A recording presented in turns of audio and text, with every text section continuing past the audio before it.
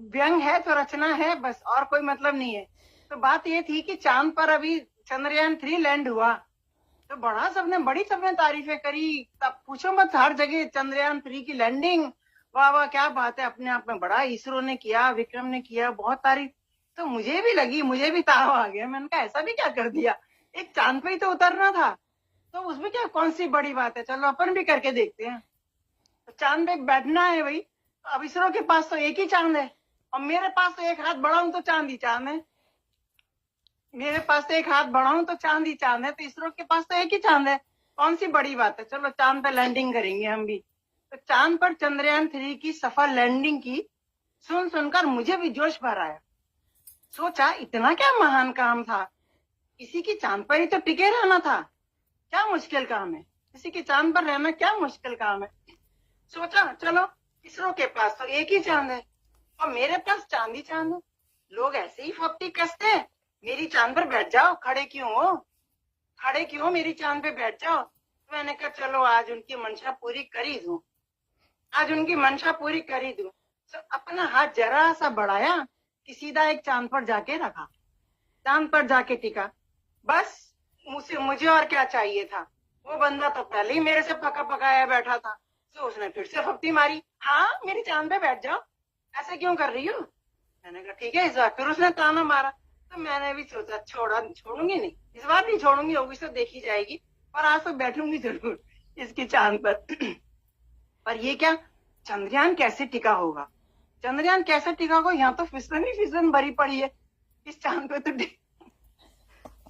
पे तो टिकना बहुत मुश्किल लग रहा है। अच्छा, तभी लोग कहते हैं मेरी चांद पे बैठ जाओ, क्योंकि मालूम है ना कोई टिक नहीं सकता, कोई बैठ नहीं सकता, इसलिए। चलो कोई बात नहीं, चंपी के बहाने सही उसकी रपटन को साफ किया जाए, फिर एक आसन की व्यवस्था भी करनी पड़ेगी भाई।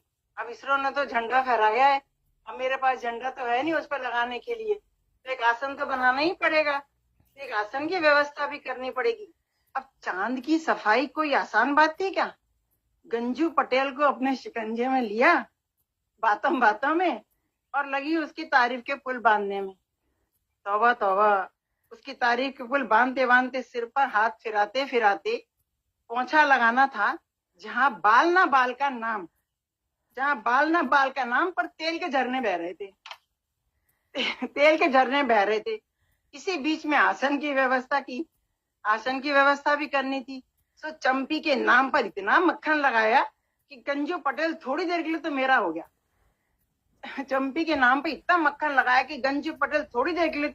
गया। बस उठा मौके का फायदा, जो मैंने लपेटना शुरू किया, तो अंततः हाफते हाफते आसन बनी गया। अब आलम यह है कि वो मेरा चांद और मैं उसकी चांदनी, अब तो पूरे वर्ष मेरे इर्द गिर्द रहता है। मतलब उस आसन में मैंने 6 मीटर पूरी लपेट दी उसकी चांद पे, तो बेचारा बड़ा खुश की तारीफ करते करते अब वो तो पूरे वर्ष मेरे इर्द गिर्द रहता है।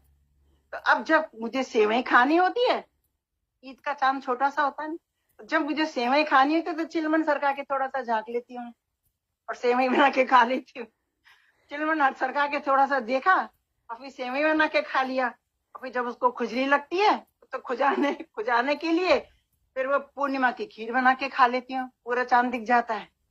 जब उसको खुजली होती है तब पूर्णिमा का चांद दिख जाता है, खीर बना के खा लेती हूँ।